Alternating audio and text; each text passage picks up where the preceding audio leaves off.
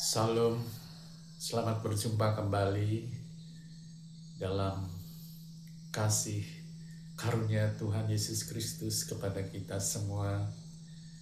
Kita akan berjumpa dalam renungan kebenaran firman Tuhan yang akan saya bawa untuk kita.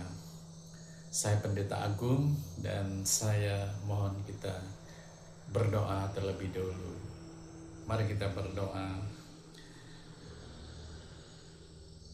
Bapa di sorga, dikuduskanlah namamu, datanglah kerajaanmu, jadilah kehendakmu di bumi seperti di sorga. Kami bersyukur dan terima kasih atas segala berkat dan pertolonganmu pada kami.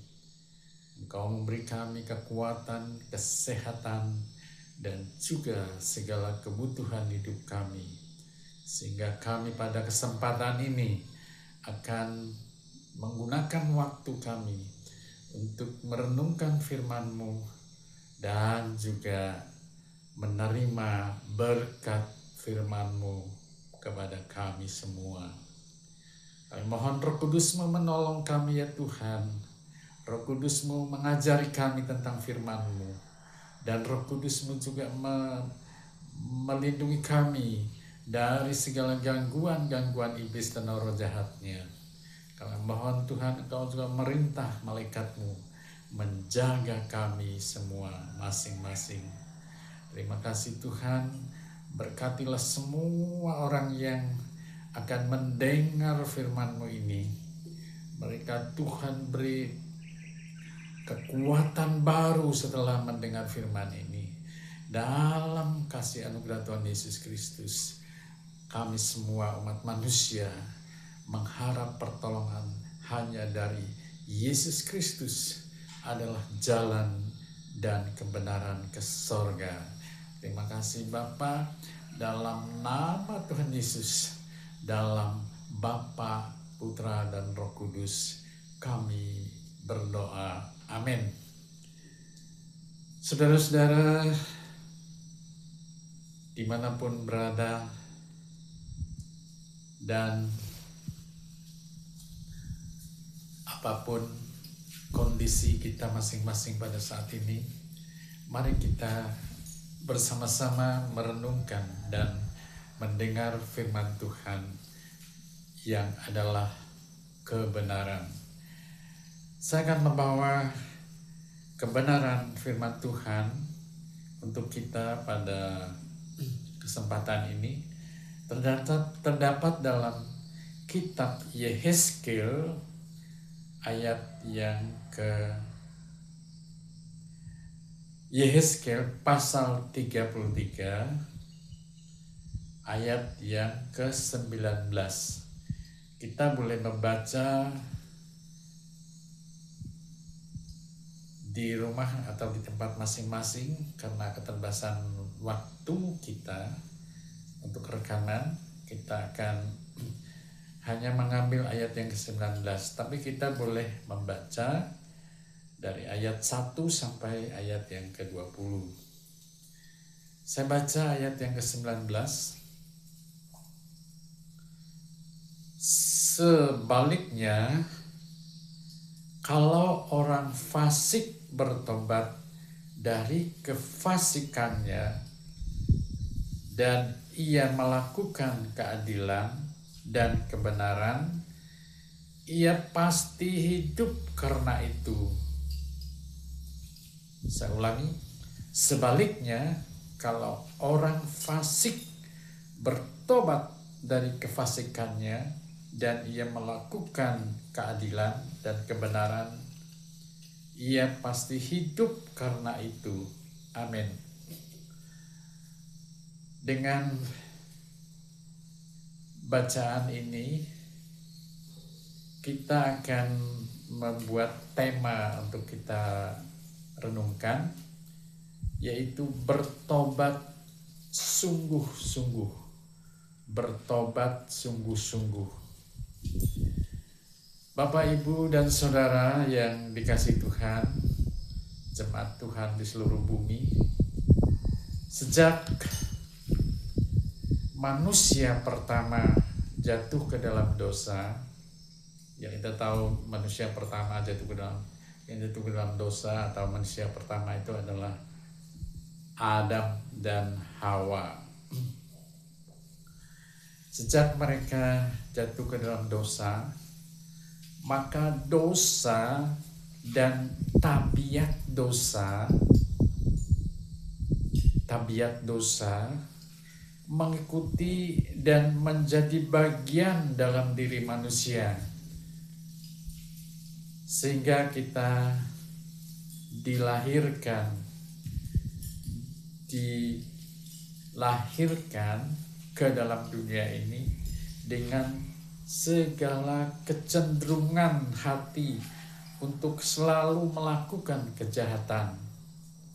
Jadi sejak itu kita manusia ini mempunyai kecenderungan untuk melakukan kejahatan.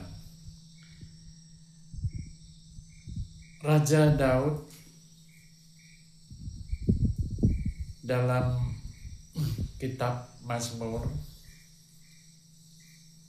menyadari hal itu dan menulis demikian: sesungguhnya dalam kesalahan aku diperanakan, dan dalam dosa aku dikandung ibuku. Jadi Raja Daud menyadari hal itu, dan dia berkata bahwa sesungguhnya dalam kesalahan dia diperanakan, kita ini diperanakan. Dalam dosa dia dikandung ibunya, dalam dosa kita dikandung ibu kita. Jadi sesungguhnya kita ini adalah manusia berdosa yang pantas untuk menerima hukuman. Jadi kita ini sebenarnya orang berdosa yang ada di bumi ini, layak sebenarnya kita ini menanggung hukuman. Namun kita sangat bersyukur kepada Allah, yaitu Bapa kita yang mencipta langit, bumi, dan segala isinya, yang oleh karena kasih-Nya menganugerahkan putranya Yesus Kristus untuk mati di kayu salib. Darah Kristus mendamaikan kita dengan Allah. Jadi darah salib Kristus yang dihukum di atas kayu salib itu mendamaikan antara kita dengan Allah Bapa. Kita tidak lagi menjadi seteru Allah, jadi kita tidak lagi menjadi lawan atau musuhnya Allah. Dalam firman Tuhan dalam 1 Petrus pasal 2 ayat 24 dikatakan bahwa Kristus telah memikul dosa kita di dalam tubuhnya di kayu salib, supaya kita yang telah mati terhadap dosa hidup untuk kebenaran. Tuhan Yesus saat disalib itu memikul dosa kita di dalam tubuhnya. Jadi di dalam tubuhnya yang tergantung di atas kayu salib itu, dia memikul dosa kita, supaya kita yang telah mati terhadap dosa hidup untuk kebenaran. Jadi kita akan, setelah menerima Kristus, kita harusnya hidup dalam kebenaran. Jadi jemaat Tuhan, setelah menerima anugerah keselamatan yang telah Allah berikan ini, harusnya kita yang umat yang sudah menerima keselamatan ini bersungguh-sungguh hidup dalam pertobatan. Kita harus sungguh-sungguh hidup dalam pertobatan sebagai tanda kita bersyukur atas keselamatan yang sudah kita terima. Kita harus bertobat dari dosa kita. Kita tidak dapat menerima anugerah Tuhan lalu tetap tinggal di dalam dosa itu. Jadi kita kalau sudah menyadari bahwa kita ini sudah diselamatkan dari dosa, kita sudah dipilih oleh Allah, diselamatkan menjadi umatnya Tuhan Yesus, harusnya kita tidak lagi hidup di dalam dosa. Karena Tuhan telah mencurahkan anugerahnya sewaktu kita masih berdosa, dan kini dosa kita telah diampuni dan kita disucikan. Jadi kita ini sudah diampuni dosa kita dan sudah disucikan. Jadi jemaat Tuhan, hidup dalam pertobatan itu suatu perintah. Hidup dalam kekudusan atau bertobat dari segala perbuatan-perbuatan dosa kita atau segala yang kita lakukan setelah kita menerima Kristus sebagai juru selamat pribadi kita, maka kita sudah diperintahkan untuk selalu menjaga kesucian kita atau kekudusan kita. Jadi hidup dalam pertobatan itu adalah suatu perintah dari Tuhan. Jadi Tuhan bukan menghimbau, tapi Dia memerintahkan supaya kita ini hidup dalam pertobatan. Kita harus dengan sadar, dengan kesadaran kita sendiri, meninggal dan menolak segala perbuatan dosa. Jadi kita harus bergerak atau melakukan usaha untuk menolak segala perbuatan dosa lagi. Karena itu mari mencermati hidup kita. Mari kita menyelidiki hati kita. Hal-hal apa yang sekiranya akan menyeret kita lebih jatuh ke dalam dosa selama ini. Jadi kita mengoreksi diri kita. Hal-hal apa saja yang membuat kita terseret atau jatuh ke dalam dosa selama ini. Apakah karena lingkungan kita? Apakah karena hal-hal yang kita tonton dalam HP atau dalam apapun? Atau karena bacaan kita yang negatif, bacaan negatif, bacaan yang membawa kita ke dalam dosa, serta pergaulan kita. Sebab pergaulan menurut firman Tuhan, pergaulan yang buruk merusak kebiasaan yang baik, dan siapa bergaul dengan orang bijak menjadi bijak, tetapi siapa yang berteman dengan orang bebal menjadi malang. Semua perbuatan daging harus ditinggalkan.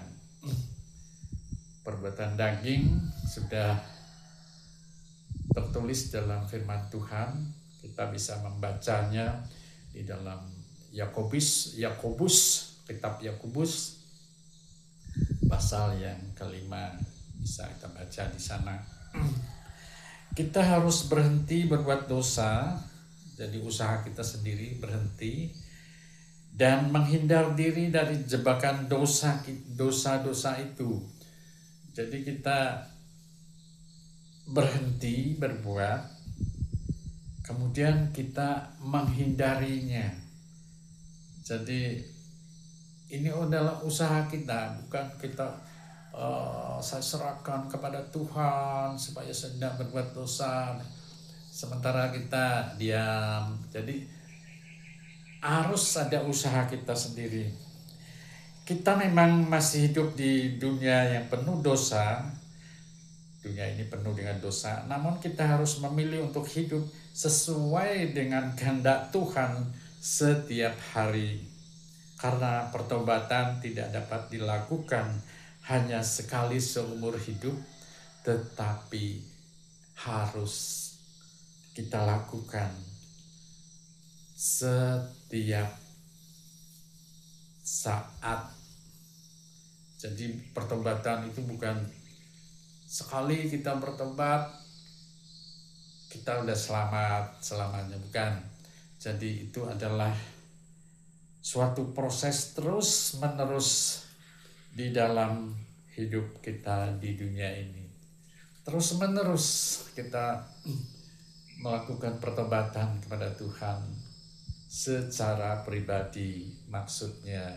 Jadi bukan setiap ibadah kita maju bertobat, bukan demikian, tapi kita punya hubungan pribadi secara khusus dengan Tuhan kita. Demikian firman Tuhan untuk kita. Haleluya, amin. Kita mohon pertolongan dari Tuhan untuk firman Tuhan yang telah kita dengar. Mari kita berdoa dan memilih menggunakan waktu sejenak untuk merenungkan firman Tuhan ini. Renungkan firman Tuhan ini setelah saudara mendengarnya. Renungkan firman Tuhan ini setelah saudara mendengarnya, bahwa Tuhan menghendaki kita hidup selalu bertobat kepadanya, karena Ia ingin kita hidup kudus, hidup tidak melakukan dosa. Itulah perintah Tuhan. Kita memang bebas memilih, tapi jika kita ingin hidup kekal, yaitu kita menerima Kristus dan memakai nama Kristus, nama Tuhan Yesus Kristus, yang menjadi jalan keselamatan bagi kita untuk masuk ke dalam kerajaan sorga, maka satu-satunya perintah Tuhan bagi kita adalah hiduplah kudus, jangan melakukan dosa lagi. Memang ada kecenderungan kita ini melakukan dosa, tapi sudah tersedia pengampunan dari Allah bagi kita, yaitu dalam nama Tuhan Yesus Kristus. Karena Dia telah mengalahkan dosa itu, dan Dia telah mengambil alihnya. Dia telah mendamaikan kita dengan Allah. Maka kita memanggil namanya untuk melepaskan, menghancurkan segala kecenderungan dosa dalam diri kita. Terima kasih ya Tuhan Yesus, Juru Selamat kami. Terpujilah Engkau yang telah memberi kami perlindungan dan pertolongan. Terima kasih Bapa Roh Kudus.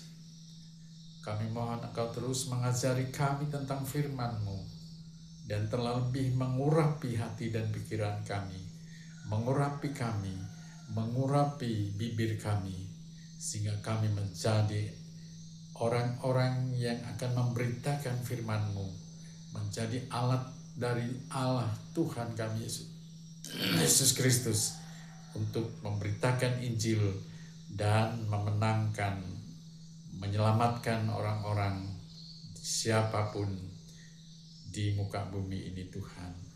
Terima kasih Bapa, dalam nama Tuhan dan Juru Selamat kami Yesus Kristus, kami memohon berdoa ini. Haleluya, dalam Allah Bapa, Putra, dan Roh Kudus. Amin.